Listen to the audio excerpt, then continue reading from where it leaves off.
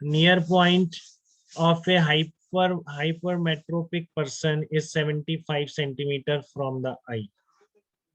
ठीक है, 50-25 पे दिखना चाहिए था, वो 75 सीधा ही वैसा ही हो गया. Find out power of the lens required to enable the person to read clearly a book held at 25 centimetre from the. ये तो सेम हो गया, बिल्कुल सेम हो गया कि 25 की इमेज कहाँ बना दो, 75 पे बना, इसमें कोई डिफरेंस.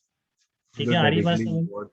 हाँ बिल्कुल, कि u आपका -25 होगा तो v आपका -75 हो जाएगा. ठीक है, तो फोकल लेंथ कितनी आ जाएगी, 37.5 सेंटीमीटर. फोकल लेंथ आ जाएगी 37.5 सेंटीमीटर. तो पावर डायोप्टर में कितनी आ जाएगी, 1/f. तो 37.5 इंटू 10⁻⁻², और ये 2.67 डायोप्टर आपका पावर का आंसर है. ठीक है ना, 2.67 डायोप्टर आपकी पावर का आंसर है. बेटा कोई लेट आया तो एक बार शुरू से सुन ले, बहुत ज्यादा सिंपल है, और ऐसे सिंपल क्वेश्चन आते हैं. देखो अब ये एक बार भी नहीं पढ़ा होगा या ढंग से, क्या 2-3 बार नहीं पढ़ के जाएंगे तो भूल जाएंगे, तो इसलिए पढ़ के जाइए ढंग से स्टॉप, जिससे ऐसे क्वेश्चन आप तुरंत सही करें. ठीक है, फिर देखो क्या आप कह रहे हैं, नियर साइटेड मैन. तो ये नियर साइटेड है, इसको दूर का नहीं दिख रहा है.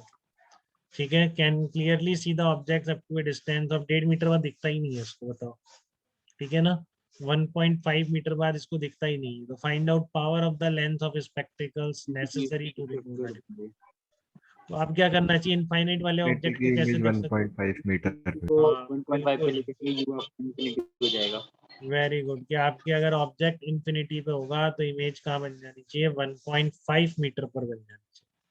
तो 1/v minus 1/u is equal to 1/f. u आपका इंफिनिटी है, तो और फोकल लेंथ कितनी है, -1.5. तो यहाँ से आपका कितना आ जाएगा, फोकल लेंथ -1.5 है, तो पावर कितनी आ जाएगी, पावर आ जाएगी 1/f. ठीक है, तो 2/3, और ये आ जाएगा -0.67 डायोप्टर आ जाएगा. ठीक है ना, पावर कितनी आ जाएगी, -0.67 डायोप्टर पावर निकल के. इसमें कोई कंफ्यूजन बेटा किसी को भी तो बताइए.